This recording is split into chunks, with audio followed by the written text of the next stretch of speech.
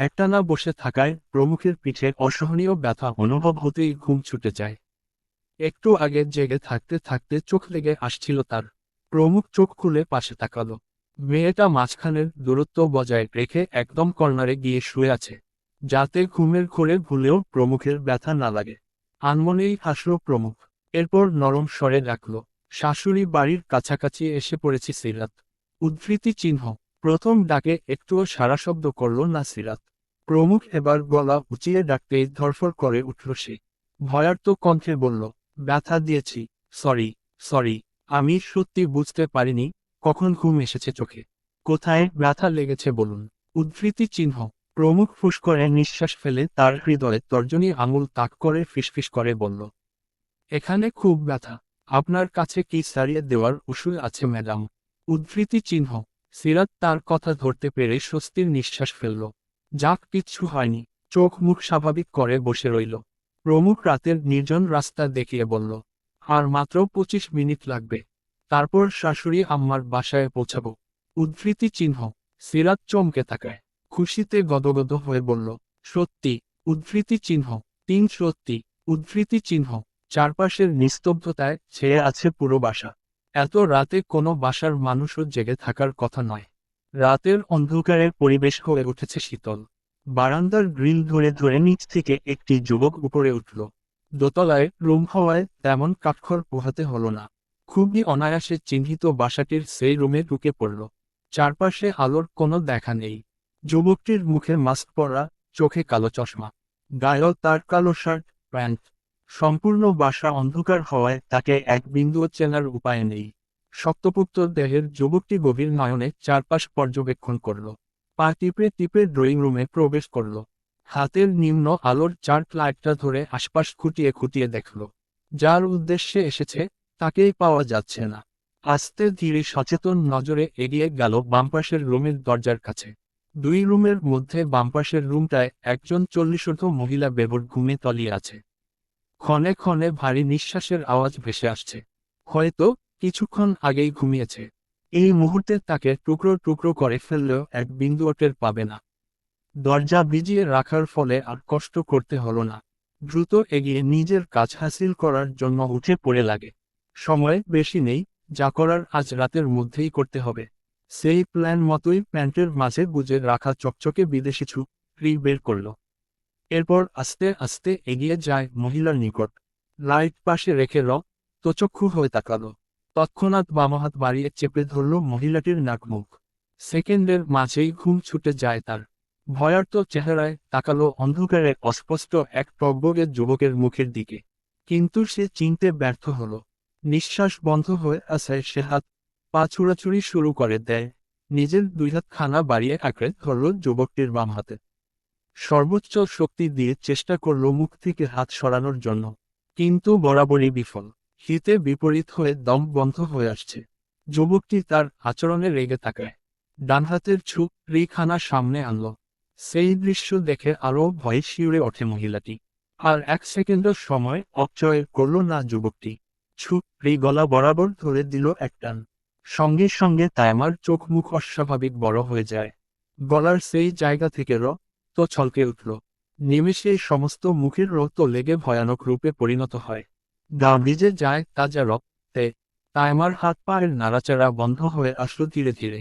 চোখের সামনে নিজের নিকে দেখেও কিছুই করতে পারল না সে। শুধু মনে পড়ল নিজের মেয়ের মুখটা। পৃথিবীতে তার একটি মেয়ে আছে, সে ছাড়া কিভাবে বাঁচবে পাগলি মেয়েটি। যুবকটি তাক্ত চোখের সামনে এনে নিজের গালে স্পর্শ করে। তৎক্ষণাৎ সমস্ত তো তার গালে লেগে যায়। আস্তে আস্তে ঠোঁটে এসে থামল। তাইমার নিঃশ্বাস এখনও ফুরায়নি। সে যন্ত্রণায় অনবরত ঘুমাচ্ছে। মুখ দিয়ে অস্পষ্ট শব্দ করে যাচ্ছে। যুবকটি তার চোয়াল শক্ত করে ধরে শাসায়।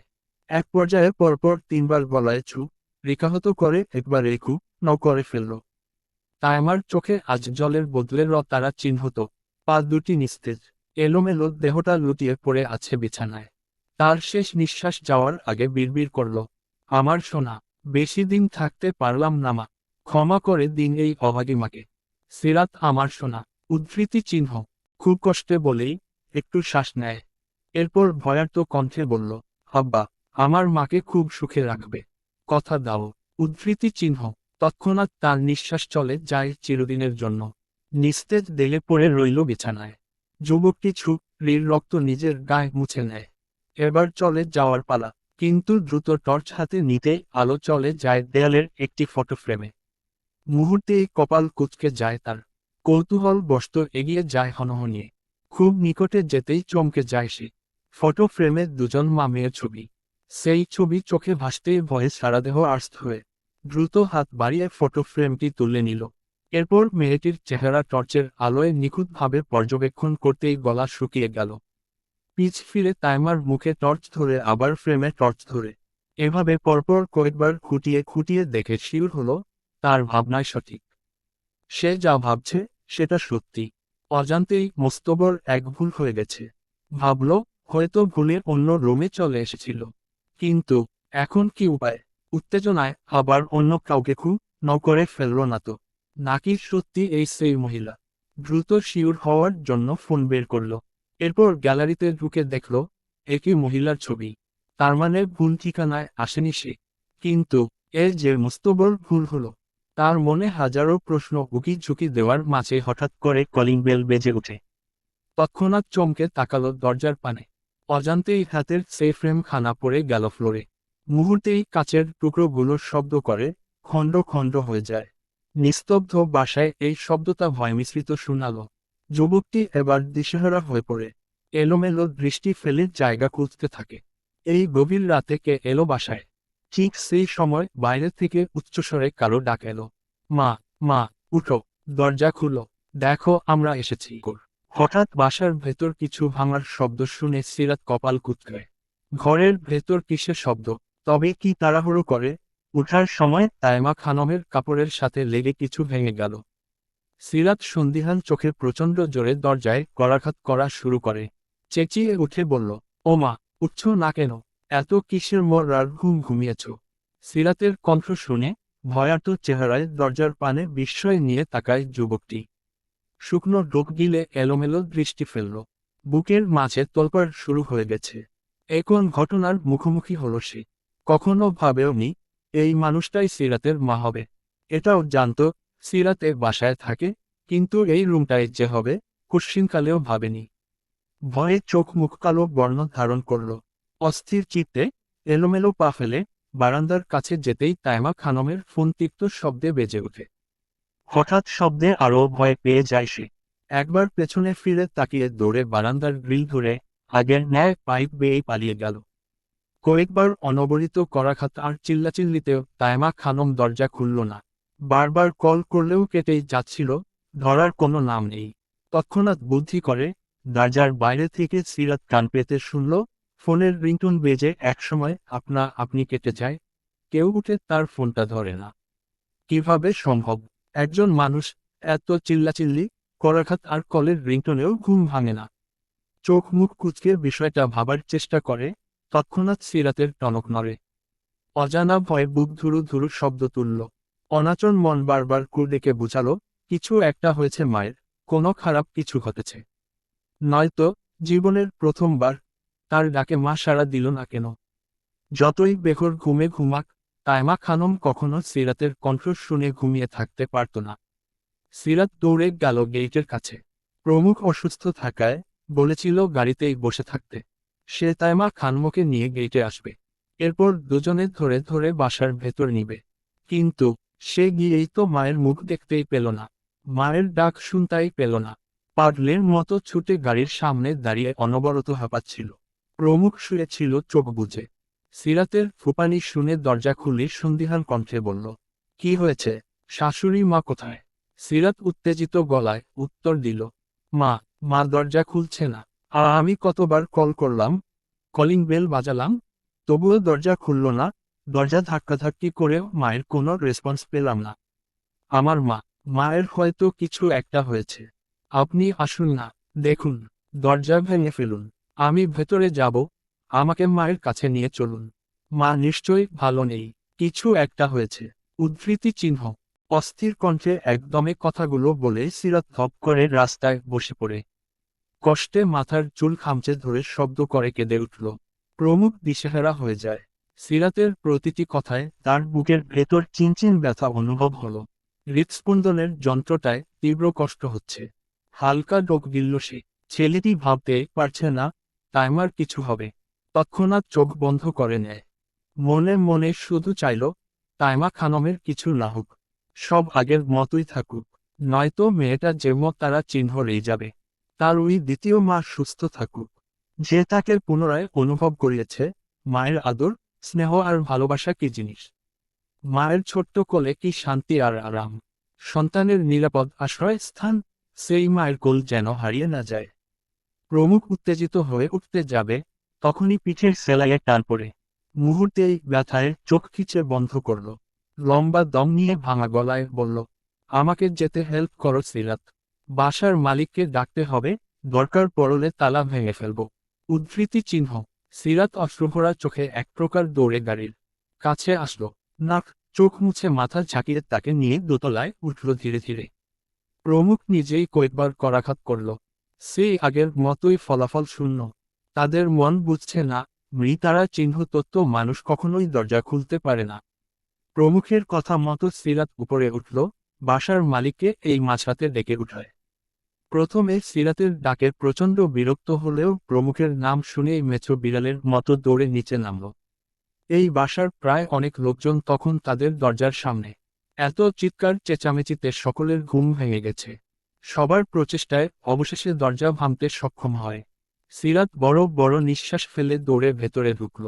তাইমা খানমের রুমের কাছে দাঁড়িয়ে দেখল, রুম জুড়ে ঘুটঘুটে অন্ধকার। সে চিৎকার করে ডাকল, মা, ও মা, কোথায় তুমি? উদ্ধৃতি চিহ্ন। বরাবরের মতো কোনো রেসপন্স নেই। প্রমুখ সহ প্রায় 10 জনের মতো লোকজন বাসার ভেতর জায়গা নিয়েছে। সিরাত লাইট অন করে দেয়। অতপর পেছনে ঘুরতেই তার পা জোড়া থমকে যায়। সারা দেহ থেকে শক্তি যেন আস্তে আস্তে বিলীন হচ্ছে। চোখ অস্বাভাবিক বড় হয়ে গেল, বিছানায় নিথর হয়ে পড়ে থাকা তাইমা খানমের বিধ্বস্ত মুখশ্রী দেখে। সিরাতের পা যেন চুম্বকের মতো সেখানেই আটকে গেল। যে মায়ের জন্য একটি নারী তার জীবনের মূল্যবান সম্পদ ত্যাগ করেছিল, নিজের সতীত্ব বিলীন দিল। তার কলিজার টুকরা সেই মাকে এখন বাঁচাতে পারল না। সুস্থ, হাসিখুশি রেখে যাওয়া মা আজ তারা চিহ্নতত্ত্ব হয়ে বিছানায় পড়ে আছে।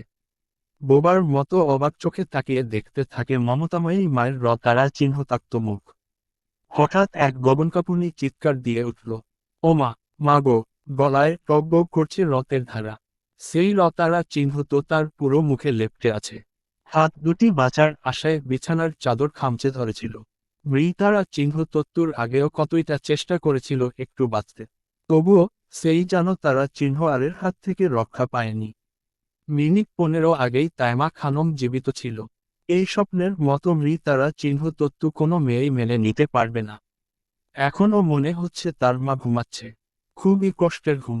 সিরাতের দিকে অভিযোগের সুরে বলছে, আর একটু আগে কেন এলি না মা? বড্ড দেরি করে ফেলেছিস। এখন যে তোর মা আর বেঁচে নেই। সিরাত সেকেন্ডের মাঝেই দৌড়ে তাইমা খানমের বুকে ঝাঁপিয়ে পড়ে। গায়ের তারা চিহ্ন তো সিরাতের দেহেও লেগে যায়। হাত দ্বারা মায়ের শরীর ঝাঁকিয়ে ফুপিয়ে ফুপিয়ে কেঁদে ডাকল, এসব কিভাবে হলো মা? কে তোমাকে মা তারা চিহ্ন রল? কেন মা রল? আমার বিশ্বাস হচ্ছে না। মনে হচ্ছে এগুলো সব স্বপ্ন। উঠো না মা, দেখো তোমার জামাই এসেছে। ও মা! বাসার ভেতর সব মানুষেরা হইচই বাঁধিয়ে দেয়। কেউ কেউ সিরাতকে ধরে সরাতে গেল, কিন্তু সিরাত পাগলের মতো আচরণ করতে থাকে। সবার হাতে কিল খামুচি দিয়ে সে মায়ের বুকেই চাপিয়ে পড়ে। শত চেষ্টা করেও বাসার মহিলারা ব্যর্থ হয়। তার বিশ্বাস হচ্ছে না তাইমা আর কখনো মেয়ের ডাকে সাড়া দিবে না, মেয়ের কথায় হাসবে না। সিরাতের মন বলছে মা ঘুমাচ্ছে, অনেক শান্তির ঘুম ঘুমিয়ে আছে। অনেকে হা হুতাশ করছে, এই রাতে জলজ্যান্ত মানুষকে খুব নকে করল। কেউ মনে মনে ভাবছে প্রমুখের কথা। জোর করে বিয়ে করার ঘটনা সবাই জানে। তারা ভেবেই নিল হয়তো তাইমা খানমের সাথে ঝামেলা হওয়ায় মধ্যরাতেই খুব করে দেয়, যাতে আর কেউ বাধা হয়ে মাঝখানে আসতে না পারে। তারা প্রমুখের দিকে আগুন চোখে তাকিয়ে মনে মনে গালি দিতে থাকে। তাইমার মতো সহজ সরল মানুষও খুন হল। সবার চোখ মুখে অবিশ্বাসের ছায়া। প্রমুখ অসুস্থ দেহ নিয়ে রুমের একটু দূরেই বসে আছে। দেখে যাচ্ছে মায়ের মৃতারা চিহ্ন তত্ত্বতে একটা মেয়ের হাহাকার। বুক ফেটে কান্না করছে ঠিক তার সামনে, তবুও সে উঠে বুকে জড়িয়ে এক বিন্দুও সান্ত্বনা দিতে পারছে না। সিরাতের মতোই সেও যখন প্রথম তায়েমা খানমের নিথরলা সব দেখল, বুকটা মুচড় দিয়ে ওঠে।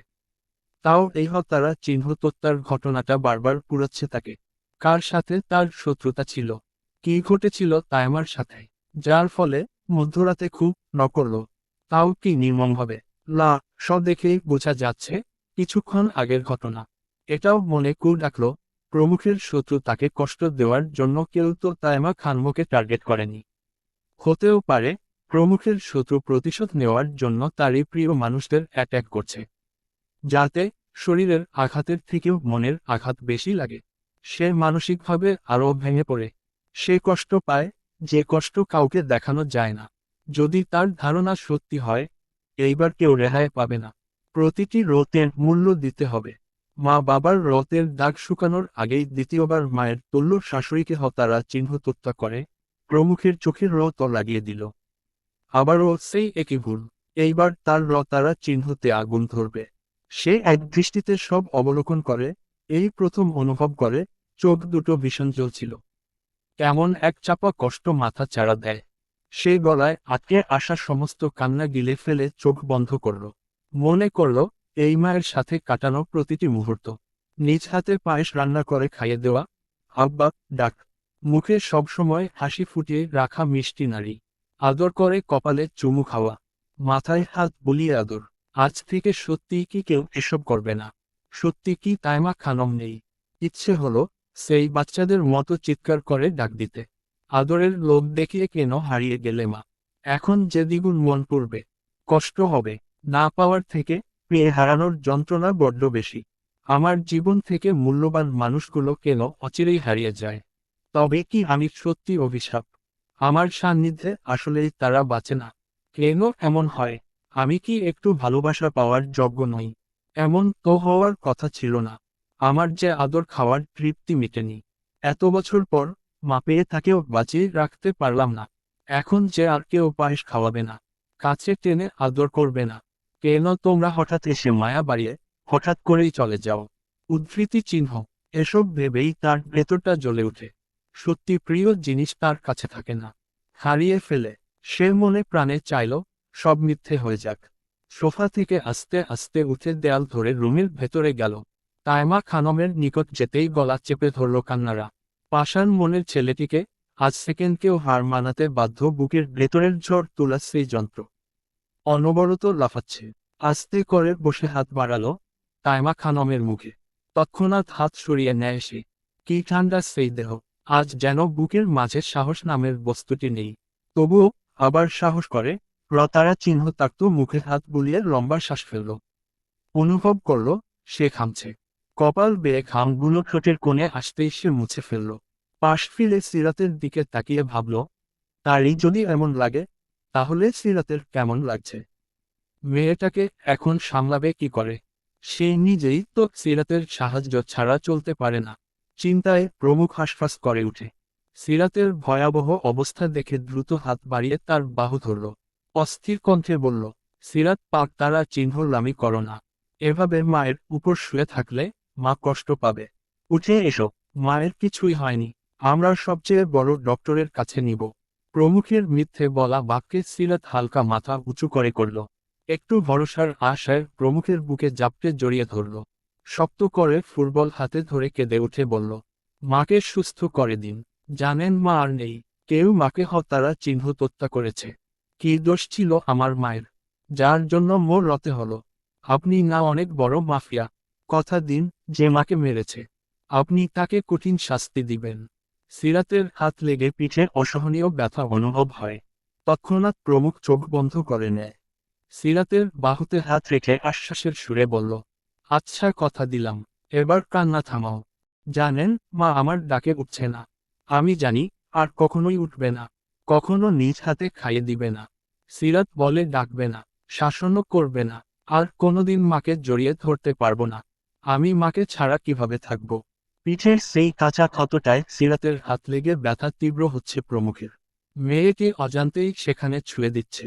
যদি জ্ঞানে থাকলো তাহলে হয়তো প্রমুখের ব্যথা হবে ভেবেই কাছে আসতো না। প্রমুখ সহ্য করে নিল, কারণ এই ব্যথা তাইমার মৃতারা চিহ্ন তত্ত্বর কষ্ট থেকে বেশি নয়। সে আলগোছে সিরাতের মাথা বুকে চেপে ধরে ভাঙা গলায় বলল, মা আর নেই সিরাত, সত্যিটা মানতে শিখো। এভাবে তার উপর কাঁদলে উনি আরও কষ্ট পাবে। তার থেকে নিজেকে শক্ত রেখে বের করতে হবে। এই রাতে কে মারল? মায়ের সাথে কার এত বড় শত্রুতা ছিল, যার জন্য নির্মমভাবে হত্যারা চিহ্ন হত্যা করেছে? সময়টা ভোর রাত, প্রায় 3:45। কবির, রায়হান আর আহাদ সহ আরও 12 জন অবস্থান করছে সিরাতের মায়ের রুমে। রায়হান কেন জানি আসার পর থেকেই বাচ্চাদের মতোই শব্দ করে কাঁদছে। ছেলেদের নাকি কাঁদতে নেই, সেই নিয়ম আজ রায়হানের মতো শক্ত পুরুষও ভেঙে দিল। নিয়মের দেয়াল ভেঙে গড়িয়ে কাঁদছে অচরে। মায়ের মতো মানুষটার জন্য তার পাষাণ বুকটা ফেটে যাচ্ছে। তার সাথে কত শত স্মৃতি জমা হয়েছে এই কয়েক মাসে। কবির তাকে জড়িয়ে ধরে নিজেও অশ্রু জড়ায় চোখে। এই মানুষটা ছিল ভালোবাসার। সবসময় বাবা বাবা ডেকে পাগল করে দিত।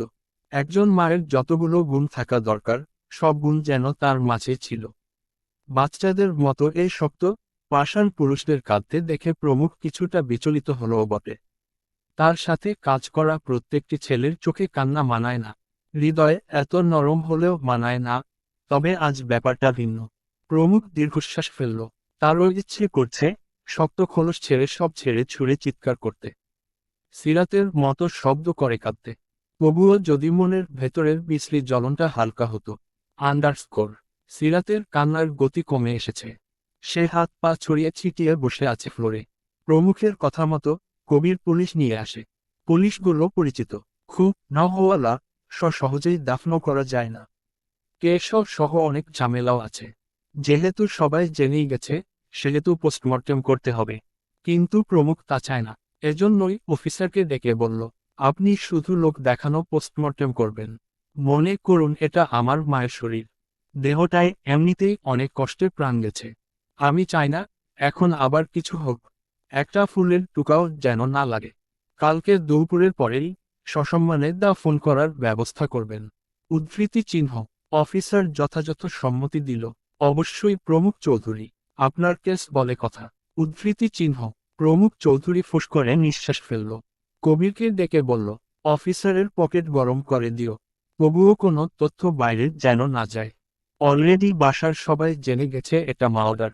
আমি চাই না পুলিশের ঝামেলায় পড়তে। খুব নিকে নিজেই শাস্তি দিব। প্রথম মায়ের তারা চিহ্ন নিকে ধরতে না ধরতেই দ্বিতীয় মাকে খুন সহ্য করব না। সমস্ত হত্যারা চিহ্ন তত্ত্বার বিচার নিজেই করব। আন্ডারস্কোর। টাইমার লা সফলরে নামিয়ে তারা বিছানা পর্যবেক্ষণ করছে। সিরাতকে সামলানোর জন্য জুলেখা আর 3টে স্টাফ এসেছে বাসায়। সিরাত এই সময়ের মাঝে একবার জ্ঞান হারিয়েছিল। জুলেখা আর স্টাফ মিলে মাথায় পানি ঢেলে জ্ঞান ফিরায়। সে বিধ্বস্ত মুখশ্রী নিয়ে এক দৃষ্টিতে তাকিয়ে আছে মায়ের নিজ হৃদয়ের দিকে। মাঝে মাঝে চিৎকার করে উঠছে, মন যে মানছে না। দুপুর 1টার মাঝেই মিথ্যে পোস্টমর্টেম রিপোর্ট তৈরি করে প্রমুখকে দিল। এরপর দ্রুত দাফতারা চিহ্নের ব্যবস্থা করল। প্রমুখ অসুস্থ হওয়ায় মায়ের শেষ জানা যায় অংশগ্রহণও করতে পারল না। শুধু মলিন চোখে তাকিয়ে রইল। সিরাত সাদা কাপড়ের মাঝে তাইমার উজ্জ্বল মুখ শেষবারের মতো দেখে চিৎকার করে বলল, আমার মাকে নিয়ে যাবেন না। কিচ্ছু হয়নি মায়ের। ও মা উঠো, সবাইকে বলো তুমি ঠিক আছো। এভাবে ঘুমাচ্ছ কেন? সবাই বলছে তুমি আর নাই। নাই কথা বলেই কেঁদে উঠল। মুখশ্রী তার ফ্যাকাশে রং ধারণ করেছে। জুলেখা কেঁদে তাকে শক্ত করে ধরে রইল। সিরাত 2 হাত নাড়িয়ে পাতারা চিহ্ন বলের মতো প্রলেপ করা শুরু করে। একসময় তার নজরের বাইরে তাইমার লা নিয়ে যেতেই জ্ঞান হারালো তৎক্ষণাৎ। আন্ডারস্কোর। এত মানুষের ভিড়ে এক রোগা পাতলা যুবক সিরাতদের বাসার গেট থেকে একটু দূরে রাস্তার পাশে বটগাছের পেছনে থেকে কাউকে মেসেজ করল, স্যার, মেয়েটি পা তারা চিহ্ন গলের মতো কেঁদে জ্ঞান হারিয়েছে। তৎক্ষণাৎ তার ফোনে কল আসে। ওপাশ থেকে উত্তেজিত কণ্ঠে বলল, অনেক কাঁদছে। জি স্যার, মনে হয় মায়ের শোকে পাগল হয়ে যাবে। ওপাশ থেকে চাপা আর্তনাদ শোনা গেল। কল কেটে বিছানায় হেলায় দিয়ে ঢুক দিল। মনে মনে বলল, আমাকে মাফ করে দিও সিরাত। বিনিময়ে সারা জীবন তোমার পায়ে মাথা পেতে দিব। যদি জানতাম এটা তোমার মা, কখনোই খুব করতাম না। ভেতরটায় তোলপাড় শুরু হওয়ার মুহূর্তেই কক্ষে আসলেন কেউ একজন। হতারা চিহ্ন তোত্তা করা যুবকটির বাহুতে বাহবা দিয়ে বলল, আজ খুব প্রাউড ফিল হচ্ছে তোমাকে নিয়ে। সত্যি বারবার নিজের কাজ দেখিয়ে আমাকে বিস্মিত করছো। সন্ধ্যার সময় কাটিয়ে রাতের দেখা মিলেছে। একটু আগের কোলাহলপূর্ণ বাসা এখন থমথমে অবস্থা বিরাজ করছে। কবির, জুলেখা সহ মহিলা 3টি স্টাফ শুধু এ বাসায়। বাকি সবাই চলে গেছে বিকেলেই। অন্যান্য ভাড়াটিয়ারাও নিজ নিজ কক্ষে। সিরাত মায়ের বিছানায় হেলান দিয়ে ফ্লোরে বসে আছে। প্রমুখের মহিলা স্টাফরা তাক্ত সেই বিছানার চাদর ফেলে দিয়ে নতুনটা বিছিয়ে দেয়। তাইমার 3 পিস গায়ে জড়িয়ে সিরাতরা তারা চিহ্নতশূন্য চোখে তাকিয়ে আছে এক ধ্যানে। তার পাশেই রাখা ভেঙে খণ্ড খণ্ড হয়ে যাওয়া ফটোফ্রেম। ছবিতে সিরাতকে জড়িয়ে ধরে হাসছে তিনি। এই ছবিটা বছর 2 আগে মেয়েটির জন্মদিনে তোলা ছবি। সেদিকে তাকিয়ে কি মনে হতে হঠাৎই উঠে পড়ল, আলুথালু পায়ে এগিয়ে গেল তায়মা খানমের আলমিরার কাছে।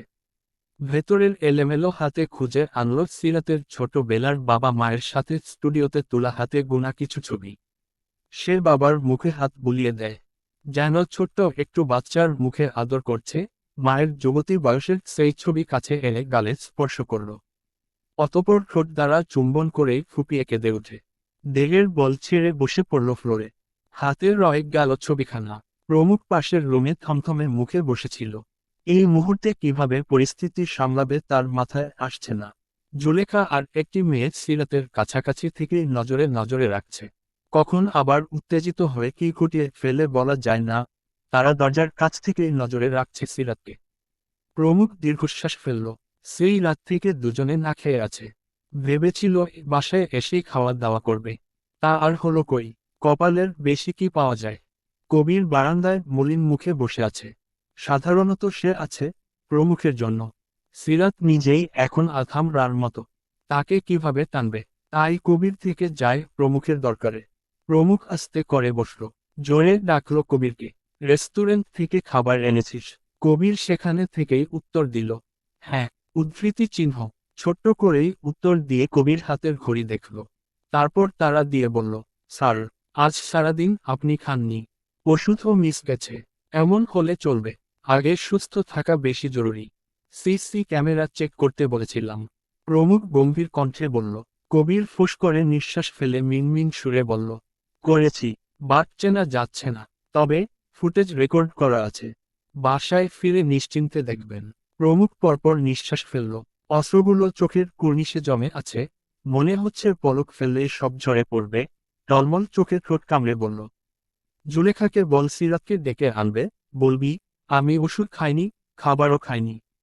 তার কথা মতো চলে গেল কবির। জুলেখা ওড়নায় চোখের পানি মুছে কাঁদছিল। কবিরের কথায় সাহস ঘরে গেল। আজ কারোর পেটে এক দানা খাবারও পড়েনি। সিরাতের সামনে দাঁড়িয়ে কান্না মিশ্রিত কণ্ঠে বলল, ভাইজান না খেয়ে আছে। ওষুধও নাকি খায়নি। আপনাকে ডাকবে ভাবি। এভাবে না খেয়ে থাকলে অসুস্থ হয়ে পড়বেন। তখন ভাইজান কেমন করবে? আপনাকে ছাড়া যে ভাইজান আরও একলা। তখন ভাইজানের অসুখকে ভালো করবে। সিরাতের তৎক্ষণাৎ টনক নড়ে। ঝট করে ফুটবল পায়ে উঠে নিজের রুমে গেল। মায়ের বেদনায় ভুলেই গেছিল স্বামীর অসুস্থতা, ওষুধের কথা। প্রমুখের সামনে দাঁড়িয়ে তাড়াহুড়ো করে বলল, সারাদিন একটাও ওষুধ খাননি। ডক্টর অনিয়ম করতে মানা করেছে। তবুও ইচ্ছে করে এসব করলেন। জুলেখাকে বললেই তো হতো। প্রমুখ নরম হয়ে প্রশ্ন করল, জুলেখা কি আমার বউ? তাকে কেন বলবো? যাও ভাত নিয়ে আসো। তুমিও খাবে, আমাকেও খাইয়ে দিবে। নয়তো ওষুধ সব ডাস্টবিনে ফেলে দিব। আমি খাবো না। আমার কথা ফিরিয়ে দিচ্ছ? তবে তাই হোক, না খেয়ে মরে যাই। আমার কথা না শুনলে আমিও তোমার কথা শুনব না। না, এসব বলবেন না। আপনার কিছু হলে আমি আর সহ্য করতে পারবো না। আমি আনছি। সিরাত দৌড়ে চলে গেল। কবির সহ সবাইকে ডেকে খাওয়ার জন্য তারা দিল। এক প্লেটে ভাত মেখে অর্ধেক নিজে খেল, আর বাকি অংশ প্রমুখ। খাওয়ার মাঝে প্রমুখ বারবার সিরাতের ভিজে ওঠা গাল দুটো যত্নে মুছে দিল। খুবই নিশ্চুপে, আনমনে। সিরাত সেই আদর মাখা হাত পেয়ে পুনরায় শব্দ করে কেঁদে উঠে হাত বাড়িয়ে বউকে আগলে ধরল প্রমুখ। স্যার, আপনার কি মনে হয় খুব নোটাকে করতে পারে? তাও আবার গভীর রাতে। এটা কি পূর্বে প্ল্যান মোতাবেক মাতারা চিহ্ন অর্ডার করা নয়? প্রমুখ গভীর চিন্তার মগ্ন ছিল। সাধারণত তাকেও কাল থেকে এই ঘটনাটা ভীষণ পীড়া দিচ্ছে। মনে খচখচ করছে, কে সেসব ক্রো এভাবে একজন সহজ সরল মানুষকে কিভাবে হত্যার চিহ্ন হত্যা করতে পারল। প্রমুখ কোনো উত্তর দিল না। কবির আবারও বলল, আপনার কোনো পুরনো ত্রুটি নাকি আন্টির সাথে ঝামেলা চলছিল? যদি তাই হয়, ভাবি তো জানত। নিজের মেয়েকে তো কিছু বলে যাওয়ার কথা। ভাবতে দাও। এই কেসটা যত সহজ ভাবছি ততটাও না। কেন জানি মনে হচ্ছে খুব নিয়ে আমাকে গলকধাঁধায় ফেলে মাইন্ড গেমস খেলছে। দুর্জয় সিং তো জানেই না আমি বিয়ে করেছি। তবে কে? সব কিছুর সাথে ধূর্ত একজন লোকই দায়ী নয় তো, যেটা আমি খোলা চোখে দেখছি না। হয়তো দেখার ট্রাই করছি না। নাকি মানুষগুলো আলাদা আলাদা। যতই দিন যাচ্ছে কেঁচো খুঁজতে এসে বিতারা চিহ্ন শাক্ত ছাপও বের হচ্ছে। উদ্ধৃতি চিহ্ন। কবির ভাবনায় ডুব দিল। বারান্দার চেয়ারে বসে থুতনিতে হাত রেখে চিন্তা করল। কিছুক্ষণ পরই চোখে পড়ল, সামনের মানুষটির পিঠ থেকে রত বের হচ্ছে। সে কপালে ভাঁজ ফেলল। রত বের হচ্ছে আপনার পিঠ থেকে? কবির ভয়মিশ্রিত কণ্ঠে প্রমুখের উদ্দেশ্যে বলল। প্রমুখ দীর্ঘশ্বাস ফেলে জবাব দেয়, এ ব্যথার থেকে ভেতরের ক্ষতটা আরও তীব্র, যা দেখানো যায় না, বোঝানো যায় না। উদ্ধৃতি চিহ্ন। দুজনে বসেছিল বারান্দায়। কারোর মুখেই কোনো হাসি নেই। এক ধ্যানে তাকিয়ে আছে আকাশের পানে। আজ তাদের বাসায় যাওয়ার কথা, কিন্তু কাল সারারাত মেয়েটা নীরবে কেঁদেই গেছে। আজ সকাল থেকেও একই অবস্থা। নাওয়া খাওয়া বাদ দিয়ে সারাক্ষণ তাইমার রুমে গিয়ে চুপচাপ বসে থাকে আর কাঁদে। প্রমুখ বিরক্ত করেনি, মেয়েটাকে মন খুলে কান্না করতে দিয়েছে। আপনজন হারানো কষ্ট হয়তো প্রমুখের থেকে ভালো কেউ জানে না। ভেতরটা জ্বলে পুড়ে যায়। সেই কষ্টই এখন সিরাত অনুভব করছে। এই বিশ্রীরকম শোককে কিভাবে সান্ত্বনা দেওয়া যায় জানা নেই প্রমুখের। কি বললে সিরাত কান্না থামাবে, হাসবে তাও মাথায় আসছে না। আসলে মায়ের মতো মানুষটাকে যখন সবাই হারিয়ে ফেলে, তাদের পৃথিবীটাও থমকে যায়। প্রমুখ বুঝে উঠতে পারছে না ফুটবল মেয়েটাকে কিভাবে সামলাবে, বুঝাবে। অথচ সিরাতকে নিজের সামনে কাঁদতে দেখলে মাথায় আগুন ধরে যায়। সে মনে মনে প্রতিজ্ঞা করে আর কখনোই এই বউটাকে কাঁদতে দিবে না। দুপুরে তার জোড়াজুড়িতে অল্প খেয়েই নীরবে বসে আছে মায়ের রুমে। এখন প্রায় শেষ বিকেল। কবির উঠে গেল ওষুধ আনতে। কাল থেকে প্রমুখের দেহটাও খারাপ যাচ্ছে। হয়তো ওষুধ রেস্ট আর ড্রেসিং না করার ফলে অবনতি হচ্ছে।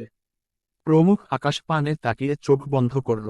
কবির সিরাতকে কিছু বলতেই দৌড়ে বারান্দায় এসে বলল, আমাকে মা রতে চান। কতবার বলেছি নিজের খেয়াল রাখুন। তবুও ব্যান্ডেজ থেকে রক্ত বেরোলো কিভাবে? উদ্ধৃতি চিহ্ন। প্রমুখ টু শব্দ করল না। মাথা কাত করে শুধু বউয়ের করুণ মুখখানা অবলোকন করল। দিন দিন সিরাত শুকিয়ে যাচ্ছে, মুখের সমস্ত উজ্জ্বলতা কমে রুক্ষ রূপ ধারণ করছে। গায়ের কাপড়েরও কোনো পরিপাটি ভাব নেই। কাল থেকে এই একই কাপড় গায়ে। আজ হয়তো গোসলও করেনি। মাথার চুলগুলো এলোমেলো। চিরুনি করারও ইচ্ছে হয়নি। চোখ দুটি লাল রং হয়ে জ্বলজ্বল করছে, যেন পলক ফেললেই টুপ করে অশ্রু গড়িয়ে পড়বে। প্রমুখের ভেতরটা এসব চোখের সামনে দেখে ভীষণ পীড়া দিল। অনুভব করল ভেতর থেকে শ্বাসরুদ্ধকর হয়ে আসছে। সিরাত নিজ হাতে পুরনো ব্যান্ডেল খুলে নতুনভাবে যত্ন করে ব্যান্ডেজ করল। এরপর মলিন কণ্ঠে বলল, কবির ভাইকে নিয়ে আজই হসপিটালে ভর্তি হবেন। অনেক হয়েছে, এর বাসায় বসে থাকলে সুস্থ হবেন না। উদ্ধৃতি চিহ্ন। প্রমুখ ভ্রু কিঞ্চিত করে নম্র কণ্ঠে বলল, তুমি যাবে না, আমি এখানে 2 দিন থাকি। ফোঁস করে দীর্ঘশ্বাস ছাড়ল প্রমুখ। আকাশ পানে তাকিয়ে বলল, এটা অন্যের বাসা সিরাত, আমার ভালো লাগছে না। তোমাকে ছাড়া একাও আমি যাব না। তাছাড়া এভাবে বসে থেকে লাভ নেই। এখন অনেক কাজ বাকি পড়ে আছে। তাই বলছি চলো। সিরাত অসহায় চোখে তাকিয়ে ভাবল কিছু। এরপর ফুটবল পায়ে উঠে বারান্দার গ্রিল ধরে মাথা ঠেকালো সেখানে। কান্না মিশ্রিত কণ্ঠে আনমনে বলল, তাহলে আমার কোথাও শুনতে হবে, মায়ের সমস্ত জিনিস আমি সঙ্গে করে আপনার বাসায় নিয়ে যাব। প্রতিটি জিনিস রাখব একটি সুন্দর নিরিবিলি রুমে, যেখানে গেলে আমি মামা গন্ধ পাব, অনুভব করব মা আমার সাথে আছে, কোথাও যায়নি, কোথাও না। উদ্ধৃতি চিহ্ন। প্রমুখ এক নজর সিরাতকে দেখল। লম্বা শ্বাস টেনে মাথা ঝাঁকিয়ে বলল, আচ্ছা নিও, এর বাসার দরকারি সব কিছুর সাথে নাও। বাকিগুলো রায়হান, কবির বুঝে নিবে। তবে বাসাটা কালকের মধ্যেই খালি করতে হবে। এভাবে রুমটা পড়ে থাকলে বাসার মালিকের লস। তাছাড়া তুমিও তো থাকবে না। আমি জানি এর বাসায় তোমার স্মৃতি জড়িয়ে আছে, মায়ের সাথে কাটানো আমারও ক্ষুদ্র স্মৃতি আছে। তবুও এর মায়া কাটাতে হবে। কারণ বাসাটা অন্যের। এখানে কতদিনই বা থাকবে। তাই তোমার উচিত মায়ের সমস্ত জিনিস সাথে নাও। আবার নতুন করে মায়ের সংসার সাজাও। তাকে স্মৃতিতে বাঁচিয়ে রাখো। উদ্ধৃতি চিহ্ন। এই 2 বছরে বাসার প্রতিটি আনাচে কানাচে আমার আর মায়ের অভিমান, খুব নসুটি, হাসাহাসি সহ আরও অনেক স্মৃতি জড়িয়ে আছে। মায়ের কষ্ট আমি নিজ চোখে দেখেছি। প্রতিজ্ঞা করেছিলাম একদিন বড় হয়ে মায়ের যোগ্য সন্তান হব। ইনকাম করব। মায়ের কষ্ট, দুঃখ সব দূর করে দিব। কিন্তু আমি অযোগ্য সন্তান। কিছুই করতে পারিনি। শেষ নিঃশ্বাসের সময়ও পাশে থাকতে পারিনি। কতটা তীব্র কষ্টে আমার মায়ের মৃত্যু হয়েছে। আমরা রাতে বের হব। তুমি গিয়ে সব প্যাক করতে বলো কবিরকে। ও দেখে দেখে গাড়িতে তুলবে। উদ্ধৃতি চিহ্ন। সিরাত চোখ বন্ধ করল। তৎক্ষণাৎ কয়েক ফোঁটা অশ্রু গড়িয়ে গাল বেয়ে পড়ল। সিরাত নাক টেনে ভাঙা কণ্ঠে বলল, থ্যাংক ইউ। 2 রাত ধরে কারো চোখে ঘুম নেই। আজও তার ব্যতিক্রম নয়। সিরাত সন্ধ্যা থেকে তাইমা খানমের সমস্ত জিনিস প্যাক করে কবিরের সাথে গাড়িতে তুলে। রাত তখন 11টা। প্রমুখের বাসায় যেতে যেতে 11:30 বাজে। কয়েকটি কাপড়, জুয়েলারি, মোবাইল, ফটো অ্যালবাম সহ আরও অনেক কিছু সঙ্গে নিল। যেগুলো দরকার মনে হয়েছে সব। তার সাথে নিজের প্রয়োজনীয় জিনিসও সঙ্গে নিয়ে আসে। কবিরের সাথে প্রমুখের বাসার খালি একটা রুমে সব ঠিকঠাক করে গুছিয়ে রাখল। এই রুমটা সবসময় খালি পড়ে থাকে। সিরাত যে রুমে থাকে তার পাশে এই রুম। এত বড় বাসায় মাত্র গুটি কয়েক রুম ব্যবহার করা হয়। সব গুছিয়ে কবিরকে বলল, কালকে মায়ের আলমারি আর বেড দিয়ে যাবেন। তাছাড়া বাকিগুলো দরকার নেই। গরিব মানুষকে দান করতে পারেন। উদ্ধৃতি চিহ্ন। জি অবশ্যই। এবার আপনি রেস্ট করুন। উদ্ধৃতি চিহ্ন। সিরাত চলে যায় শাওয়ার নিতে। জুলেখা রান্না করছিল স্টাফদের সাথে। কবির বসল ড্রয়িং রুমে। প্রমুখের জন্য রায়হান ডক্টর আনতে গেছে হসপিটালে। সাধারণত বউকে এই অবস্থায় রেখে কোনোভাবে সে হসপিটালে ভর্তি হবে না। তার থেকে বাসায় সব ট্রিটমেন্টের ব্যবস্থা করবে। সেই কথা মতো যতগুলো নার্স লাগে ততগুলো নিয়ে আসার জন্য প্রমুখ আদেশ করেছে রায়হানকে। পরিচিত বড় ডক্টর মিস শশী কিছুক্ষণের মধ্যেই উপস্থিত হবেন। জুলেখার হালকা রান্না শেষ হলো। কবিরকে খাবার দিয়ে চলে গেল প্রমুখকে ডাকতে। ছেলেটি এতক্ষণ শরীরের ব্যথায় দাঁতে দাঁত চেপে শুয়েছিল। বাইরে কি হচ্ছে সেসবে তার খেয়াল নেই। জুলেখা দূর থেকে গলা উঁচিয়ে ডাকল, ভাইজান রান্না হয়েছে, খাইবেন না? প্রমুখ বন্ধ চোখে মাথা বামে ডানে নাড়িয়ে বুঝালো, খাবে না। জুলেখা নানান কথার ছলে একটু খেয়ে ঘুমাতে বলে। এভাবে না খেয়ে থাকলে আরও অসুস্থ হবে, এটাও বলল। তার কথার মাঝেই সিরাত বের হলো ওয়াশরুম থেকে। এক নজর প্রমুখের দিকে তাকিয়ে চলে গেল বারান্দায়। ছেলেটি তখনও শুয়েছিল, অসুস্থতায়, চিন্তায়, কোনো কিছু ভালো লাগে না। এর মধ্যে জুলেখার ঘ্যান ঘ্যান অসহ্য ঠেকল তার কাছে। সেকেন্ডের মাঝেই হুঙ্কার ছেড়ে বলল, কথা কানে যাচ্ছে না। বলেছি তো খাবো না। কতবার বলতে হবে? তুই এই মুহূর্তে রুম থেকে বের হ। জাস্ট অসহ্য লাগছে আমার। জুলেখা তার ধমকে মৃদু কেঁপে উঠল। অভিমানে আহ্লাদি হয়ে কেঁদে দিল তৎক্ষণাৎ। ভাইয়ের শক্ত কথা হজম করতে না পারল না, দৌড়ে চলে গেল নিজের রুমে। সিরাত কাপড় মেলে বারান্দায় বসেছিল। মাথা ব্যথায় বিরক্ত লাগছে তার। ওদিকে হঠাৎ প্রমুখের গরম মেজাজ শুনে হন্তদন্ত হয়ে রুমে গেল। নম্র কণ্ঠে বলল, কি হয়েছে? জুলেখাকে বকলেন কেন? কিছুই হয়নি। উদ্ধৃতি চিহ্ন। প্রমুখ চুপচাপ শুয়ে রইল, যেন আর একটি বাক্যও মুখ থেকে বের করতে ইচ্ছে নেই তার। সিরাতও তাকে খাটল না। আলগুছে বারান্দায় গিয়ে সেখানের বরাদ্দকৃত সোফায় শুয়ে কাঁদতে লাগল, নিঃশব্দে। আন্ডারস্কোর রায়হান মিস শশীকে নিয়ে রাত 12টার পর প্রমুখের রুমে প্রবেশ করল। মহিলাটির বয়স 50-এর কাছাকাছি। চোখে মোটা ফ্রেমের চশমা, গায়ে শাড়ির অপর সাদা এপ্রন। হেঁটে আসছে দ্রুত গতিতে। তার পেছনেই 3টে নার্স দায়িত্ব সহকারে দাঁড়িয়ে। মিস শশী সময় নষ্ট করল না। জলদি প্রমুখকে চেক করা শুরু করে। তীব্র ব্যথায় দেহ গরম হয়ে উঠছে আস্তে আস্তে, যার ফলে মেজাজ চটে যাচ্ছে মিনিটে মিনিটে। জ্বর আসার সম্ভাবনা 100%। তখন এই শরীর ধীরে ধীরেই মিলিয়ে হয়ে যাবে, অসুস্থতা আরও বাড়বে। নার্সগুলো রুমেই সব রেডি করলো। ব্যথার ইঞ্জে তারা চিহ্নকর্ষণ পুশ করে ক্ষত স্থানটায় ড্রেসিং করে দিল। মিস শশী ভরকানো কণ্ঠে বলল, ও মাই গড, মিস্টার চৌধুরী, এত বাজে অবস্থা কিভাবে হলো? দেহ নিয়ে আর কত হেয়ালি করবেন? নিজের যত্ন নিবেন না? আর একটু হয়ে ইনফে তারা চিহ্নকর্ষণ হওয়ার চান্স ছিল। ভাগ্যিস ঠিক সময় কল করেছেন। এতটা কেয়ারলেস হলে হবে। এখন থেকে নিজেকে যত্ন নিতে শিখুন। উদ্ধৃতি চিহ্ন। মিস শশী ড্রেসিং করা শেষে ওষুধ খাওয়াতে বলল নার্সকে। এরপর ঘুমের ওষুধ সহ আরও কিছু ওষুধ লিখে রায়হানের হাতে দিল। বলল, এখনই ওষুধ এনে খাইয়ে দিন। আর শুনেছিলাম আপনি বিবাহিত। মিসেস চৌধুরীও স্বামীর প্রতি কিভাবে এতটা কেয়ারলেস হলো? আশ্চর্য। সে কোথায়? ডাকুন। স্ত্রী হয়ে অবহেলা করা ঠিক নয়। তাও আবার সামান্য হালা করার মতো অসুস্থতা নয়। যদি কোনো অঘটন ঘটে যেত তখন। এবার প্রমুখ মুখ খুলল। আমার ক্ষত ব্যথার থেকে তার ভেতরের ব্যথা আরও তীক্ষ্ণ। তাছাড়া আপনার ম্যাডাম আমার ব্যাপারে ভীষণ পসেসিভ। এসব নিয়ে চিন্তা করতে হবে না আপনার। সে যথেষ্ট করছে। আমার লাইফে আসার পর থেকে একটার পর একটা শুধু কষ্টই পেয়ে যাচ্ছে। অথচ আমি কিছুই করতে পারছি না। ভালো রাখতে পারছি না। নিজ দোষে ব্যথা পেয়ে মেয়েটাকে কষ্ট দিচ্ছি। তার ছোট্ট হৃদয়ে আর কত ব্যথা সহ্য করবে সে? একদিকে স্বামী আর অন্যদিকে মায়ের সুখ। বরং আমি ব্যর্থ। তাকে কেয়ার করতে পারছি না। উদ্ধৃতি চিহ্ন। সিরাত বারান্দার সোফায় শুয়ে সব শুনল। বন্ধ রাখা চোখ খুলতে ইচ্ছে হলো না। তবে প্রমুখের কথায় মনটা শান্ত হলো। চোখের পানি মুছে সে রোবটের ন্যায় পড়ে রইল সোফায়। এখন দোটানায় পড়ল সে। ছোট্ট জীবনটা এত বিষাতারা চিহ্নিত কেন? দুনিয়াতে যারা এতিম তাদের মতো হতভাগা আর দুটো আছে। ওই লোকটাও তো এতিম। কি ভাগ্যের পরিহাস! এক এতিমের সাথে আরেক এতিমের মিলন হলো, যাদের মনটাই শুধু কষ্টে ভরা। সিরাত মায়ের কথা মনে করে হতাশার নিঃশ্বাস ফেলল। 50 বছরের মিস শশী কিছু জিজ্ঞেস করতে গিয়েও থেমে গেল। চোখে পড়ল প্রমুখ চৌধুরীর আগে গোজগোজ করছে। চোয়াল দয় শক্ত করে রুমের সিলিংয়ের দিকে তাকিয়ে আছে। ডক্টর দীর্ঘশ্বাস ফেলল। তার কাজ ব্যতীত পেশেন্টের ব্যক্তিগত ব্যাপারে নাক গলানো উচিত নয়। এটা ভয়ানক অন্যায়। সংসারে যাই হোক, তাতে তার কি? পেশেন্ট সুস্থ করাই ডক্টরের দায়িত্ব। সেই কথা মতোই কাজ শেষে রায়হানের সাথে চলে গেল তিনি। রায়হান ওষুধ নিয়ে ফিরে এসে দেখল প্রমুখ গভীর ঘুমে তলিয়ে।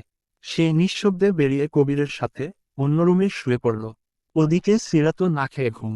রাতের দুটি মানবীর গলা দিয়ে এক দানা ভাত পেটে পড়ল না। শুধু নীরবে ভেতরের ঝড় শান্ত করার প্রয়াস চালালো। আন্ডারস্কোর। দুপুরের তীক্ষ্ণ রোদ চোখমুখে উপচে পড়ছে এক যুবকের। সারা রাত চিন্তায় ঘুম হয়নি ঠিকমতো। শেষ রাতের দিকে চোখে ধরা দেয় ঘুম। তৎক্ষণাৎ মরার মতো পড়ে রইল বিছানায়। ফ্লোরে 5টি বিদেশি মদের বোতল পড়ে আছে এলোমেলো হয়ে। রুমের জিনিসপত্র ভাঙা। দেখেই বোঝা যাচ্ছে কাল রাতে বর্ষর এক ঝড় উঠেছিল রুমটায়। পরপর কয়েকবার তার দরজায় করাঘাত করল কেউ। উচ্চস্বরে ডাকল, বাবা আমার, দরজা খুল। কাল থেকে কি হয়েছে তোর? যুবকটির ঘুম হালকা হলো, সাথে মেজাজের পারদ দাউ দাউ করে জ্বলে উঠে। ঘুমের ব্যাঘাত ঘটালো, হুঁশজ্ঞান থাকে না তার। সে আড়মোড়া ভেঙে বসল বিছনায়। চোয়াল শক্ত করে হাতের কাছের অর্ধেক পানীয় মদের বোতল রাগের বশে ছুঁড়ে মারল ড্রেসিং টেবিলে। তৎক্ষণাৎ আয়না ভেঙে কাচের টুকরোগুলো ঝনঝন শব্দে নিচে পড়ল। বাইরে থেকে করাঘাত আরও বাড়ল। চিকন গলার কারো চিৎকার, চেঁচামেচিও শোনা যাচ্ছে। যুবকটি উঠল, কোনো এক মেয়েলি চঞ্চল ও ভয়ার্ত কণ্ঠ শুনে। উদাম গায়ে শুধু একটি 3/4 প্যান্ট পরা। সেটাও অবস্থান করছে নাভির নিচে। শক্তপোক্ত দেহের চওড়া বুক আর শক্ত পেট চোখে কাটার মতো বিঁধবে কোনো নারীর নিকট। সে কপাল কুঁচকে হেলে দুলে এগিয়ে দরজা খুলল। নেশায় বুধ লাল চোখে তীক্ষ্ণ দৃষ্টি মেলল সামনে মুখ ফুলিয়ে রাখা অষ্টাদশী কন্যার উপর। মেয়েটির মুখশ্রী রাগে ফুলে আছে। নবজোয়ারের যৌবন মাত্রই শুরু হওয়ার দরুন দেখানার সৌন্দর্য বাড়ছে। গোলগাল মুখের মেয়েটির গায়ে আকাশী রঙের ফ্রক আর সাদা সালোয়ার। ঠোঁট হালকা লিপস্টিক, চুলগুলো 2 ছুটি করে সামনে রাখা। দেখেই বোঝা যাচ্ছে স্কুল থেকে এ বাসায় এসেছে। তার গভীর নয়নে অবলোকনের মাঝেই দরজার ওপাশের মহিলা চলে যায়। কনেটি সেই সুযোগের সামনের যুবকটির পানে টলমল চোখে অভিমানী কণ্ঠে বলল, তুমি খুব খারাপ। দেশে ফিরেছ, তবুও আমাকে জানাওনি। জানো কতটা মিস করেছি তোমায়। সবসময় কাঁদাও কেন? কথাগুলো বলার সময় কণ্ঠ কাঁপছিল তার। সামনের যুবকটির কপাল কুঁচকে গেল। গম্ভীর কণ্ঠে বলল, ওকে জানিয়ে আমার কি কাজ? দূরে যা। এর বাসায় এসেছিস কেন? ফুপিকে বলবো তুই একটা বেয়াদব। উদ্ধৃতি চিহ্ন। অভিমানের পাল্লা আরও গাঢ় হলো মেয়েটির। রাগে নাকের পাটা তরতর করে কাঁপল। মুখ চামটা মেরে গোজগোজ করে বলল, বেয়াদব মেয়ে হলে তোমার এই অশ্লীল দেহে নজর দিতাম। সেকেন্ডের ব্যবধানে জড়িয়েও ধরতাম। আবার টপাটপ চুমুও খেতাম। কিন্তু আমি এসবের একটাও করিনি। এই অবদের মতো একটা কিশোরী মেয়ের সামনে উদাম দেহে দাঁড়িয়ে আছো, একবারও তাকিয়েছি? উইখোলা বুকে হামলে পড়েছি। তবুও কেন? বেয়াদব বললে। আসল বেয়াদব, অসভ্য তো তুমি।